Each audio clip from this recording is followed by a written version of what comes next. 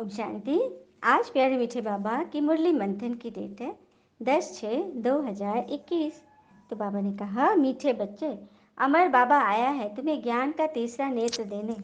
अभी तुम तीनों कालों और तीनों लोकों को जानते हो। भगवान कह रहे कि मैं आया हुआ हूँ तुम्हें ज्ञान का तीसरा नेत्र देने, जिससे तुम त्रिकालदर्शी बन जाते हो। प्रश्नोत्तर। रूहानी पिता पढ़ाई के आधार पर बच्चों को वर्षा देते हैं।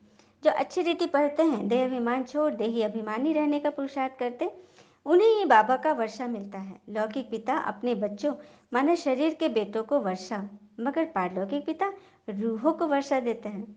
भगवान यह समझा रहे हैं कि ऐसे लौकिक शरीर का पिता तो अपने बेटों को वर्षा देता, वसीयत देता, लेकिन परमात्मा रूहों को देते, आत्माओं को देते, और आत्मा तो बेटा बेटी सब में है, तो बाबा सबको वर्षा देते, बच्चों को वर्षा देते। आज की मुरली का गीत है, भोलेनाथ से निराला कोई और नहीं, ऐसा बिगड़ी बनाने वाला कोई और नहीं, भोलेनाथ से निराला कोई और नहीं। ओम शांति। रूहानी बच्चे रूहानी पिता से अमर कथा सुन रहे हैं। इस मृत्यु लोक से अमर लोक में जाने के लिए। निर्वाण धाम को अमर लोक नहीं कहा जाता। अमर लोक उसे कहते हैं जहाँ अकाले मृत्यु नहीं होती, इसीलिए उसे अमर लोक स्वर्ग कहते हैं। तो जरूर बाबा अमर लोक में ले जाने के लिए मृत्यु लोक में ही तो कथा सुनाएंगे ना। भगवान कह रहे हैं कि मैं अमर बाबा आया हुआ हूँ तुम्हें अमर कथा सुनाए अमर लोक ले जाने। तो कहाँ सुनाऊंगा? इस मृत्यु लोक में तो सुनाऊंगा ना, क्योंकि बीज नींव तो यहीं पढ़नी है, वहाँ तो डायरेक्ट महल मिलेगा। फिर बाबा कह रहे हैं कि 3 कथाएं भारत में मशहूर है। अमरनाथ की कथा, सत्यनारायण की कथा व तीसरी की कथा। तीसरी की कथा था तीसरे नेत्र पाने की बात, जो अमरनाथ के सिवाय तो और कोई दे नहीं सकते। फिर बाबा कह रहे, तुम बच्चे जानते हो तुम अमरपुरी में अब जा रहे हो। पता है कि बस थोड़े मिनट का ही रास्ता है, या और कोई मनुष्य नहीं जानते। वो तो कहते हैं कि अभी तो 40,000 वर्ष पड़े हैं। नहीं, बाबा कह रहे कि तुम बच्चों को तो सुख से सुख सारी नॉलेज मैंने बताई हो, तुम बच्चे ही मेरे सबसे आज्ञाकारी हो। बाबा ने संडे की मुरली में आज्ञाकारी बच्चे बताया था ना, कि जो सबसे ज़्यादा स्मृति स्वरूप और पिता के फरमान को 100% मानने वाला। जैसे पुरानी कहानी है ना, बच्चों की किताबों में हमने पढ़ा था कि गुरु ने अपने शिष्य आरुणि को, बरसात हो रही थी, और बोला कि देखो तो खेत का वो बांध है, मतलब ठीक से बना हुआ है ना, टूटा तो नहीं है।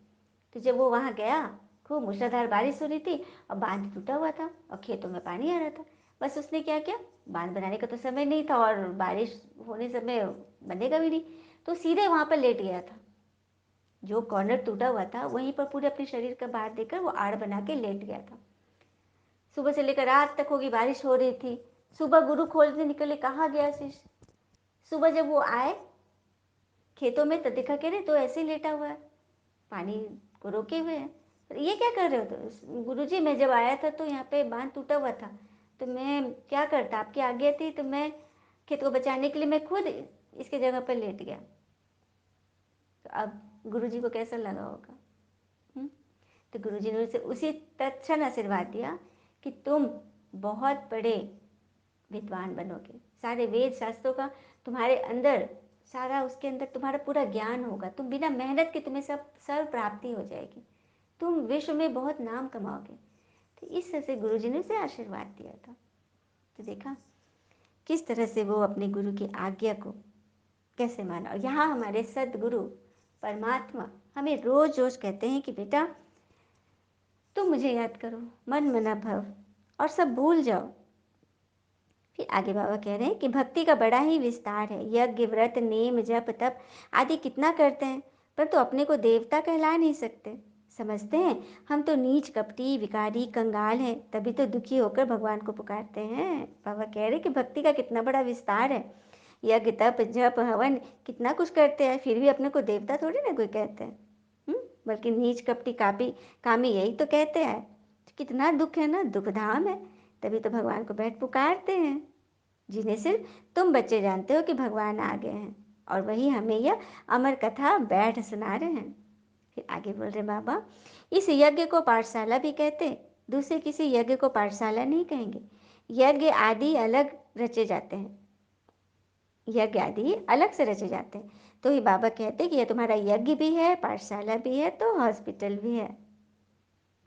यज्ञ क्यों है? क्योंकि यहाँ हम अपने यज्ञ में क्या करते हैं, हवन होता है, स्वाहा करते, चीज़ों की आहुति पड़ती है। तो इस यज्ञ में हम अपने विकारों की आहुति दे रहे हैं।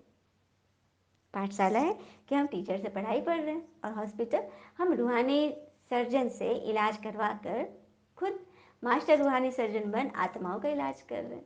तो हो गई ना 3 पैकेज एक ही चीज़ में। फिर आगे कह रहे बाबा, गीता है सर्वशास्त्र शिरोमणि, बाकी सभी वेद ग्रंथ आदि हैं उसके बच्चे। जैसे कि माता पिता से वर्षा मिलता, बच्चों से थोड़ी ही मिलता है। बाकी जो सास दादी सुनाते तो उन्हें अल्पकाल की कमाई होती, मगर इस पढ़ाई से 21 जन्मों की कमाई। वहाँ सुनाने वालों की जेबें भरती है, यहाँ आत्माओं की जेबें भरती है। So sweet. गीता को बाबा कह रहे सर्वशास्त्र शिरोमणि, सभी शास्त्रों की जननी। बाकी और जो हैं शास्त्र आदि वेद आदि, वो सब इनके बच्चे हैं। जैसे माता पिता से सबको वसीयत मिलती है, बच्चों से भाई भाई में थोड़ी मिलता। तो बाबा ने इसको क्लियर किया। तुम आत्माएं पहले अपने घर जाओगे, फिर शरीर धारण कर सो देवता बनोगे, फिर चंद्रवंशी घराने में आओगे, सीढ़ी नीचे उतरते उतरते। फिर आगे बोले बाबा, वहाँ तुम गर्व महल में होंगे, यहाँ तो गर्व जेल में बहुत त्राही त्राही करते हैं। तभी बाबा हमें आधा कल्प के लिए दुखों से छुड़ाते हैं। तो कितना प्यार से हमें बाबा को याद करना चाहिए ना, क्योंकि हम यहाँ गर्व महल में जाने की तैयारी कर रहे हैं। अच्छा, मीठे मीठे बच्चों प्रति भगवान की नमस्ते। हम बच्चों के भी प्यारे शिव पिता को नमस्ते, और बाबा दिल से सभी आत्माओं की तरफ से आपको वेरी वेरी गुड मॉर्निंग। धारणा के लिए मुख्य सार है, पहली पॉइंट, स्वयं को रूह समझ रूहानी पिता से पढ़कर पूरा वर्षा लेना है। सचखंड का मालिक बनने के लिए सच्ची कथा सुननी व सुनानी है। दूसरी पॉइंट, जिस बेहद के पिता से वर्षा मिलता है उसे ही याद करना है, किसी देहधारी को नहीं। इस पुरानी दुनिया को आग लगनी है, इसीलिए इसे देखते हुए भी नहीं देखना है। चलिए अब हम बाबा से वरदान लेते हैं। बाबा ने कहा, मन मना भव की विधि द्वारा मन रस की स्थिति का अनुभव करने वाले सर्व बंधन मुक्त भव। मन मना भव की विधि द्वारा मन रस की स्थिति का अनुभव करने वाले सर्व बंधन मुक्त भव। कैसे बनेंगे? तो जो बच्चे लोहे की जंजीरें और महीन धागों के बंधन को तोड़ बंधन मुक्त स्थिति में रहते, वे कलयुगी वस्तुओं की रचना, आकर्षण व मन के लगाव से मुक्त हो जाते हैं। लोहे की जंजीरें और महीन धागों के बंधन को भी तोड़ना है। लोहे की जंजीरें, जो बड़ी जंजीरें वो तो दिखाई दे रही, लेकिन महीन धागों, सोने के धागे, रेशम के धागों को तोड़ना मुश्किल हो जाता है, क्योंकि समझ में नहीं आता ना कि आकर्षण है कि बंधन है। उससे मुक्त होना है। जब कोई भी इंद्रियों के रस की तरफ से आकर्षण न हो, तब ही अलौकिक अतीन्द्रिय सुख व मन रस की स्थिति का अनुभव होगा। इंद्रियों के रस अर्थात एक तो अपनी सूक्ष्म इंद्रियां, कर्म इंद्रियां, और फिर सामने वाले के प्रति भी यदि कुछ ऐसे भाव जग रहे हैं तो वहाँ आकर्षण है। तो ऐसे में सुख व शांति व मन रस की स्थिति का अनुभव नहीं होगा। आज सुख तो फिर कल दुख होगा। स्लोगन, सच्ची सेवा वह है जिसमें सर्व की दुआओं के साथ खुशी की अनुभूति हो। सच्ची सेवा वह है जिसमें सर्व की दुआओं के साथ खुशी की अनुभूति हो। अच्छा, ओम शांति। शुक्र है मीठे बाबा व बाबा के प्यारे प्यारे बच्चे। थैंक यू बाबा। जाते जाते एक बहुत सच्ची बात कि हमें अपने स्वास्थ्य का भी बहुत ध्यान रखना है, क्योंकि कहते हैं ना, मनुष्य का सबसे सच्चा साथी उसका स्वास्थ्य है। जिस दिन स्वास्थ्य ने साथ छोड़ा, उसी दिन से मनुष्य हर रिश्ते पर बोझ बन जाता है। इसीलिए सदैव सेहतमंद रहे, खुश रहे और खुशी बांटे। और एक और बहुत इम्पोर्टेंट बात है, किसी का भला ना हो सके तो बुरा भी मत करो, क्योंकि दुनिया कमज़ोर है, मतलब वो व्यक्ति कमज़ोर है, लेकिन दुनिया बनाने वाला कमज़ोर नहीं। Okay, all is well always. ओम शांति।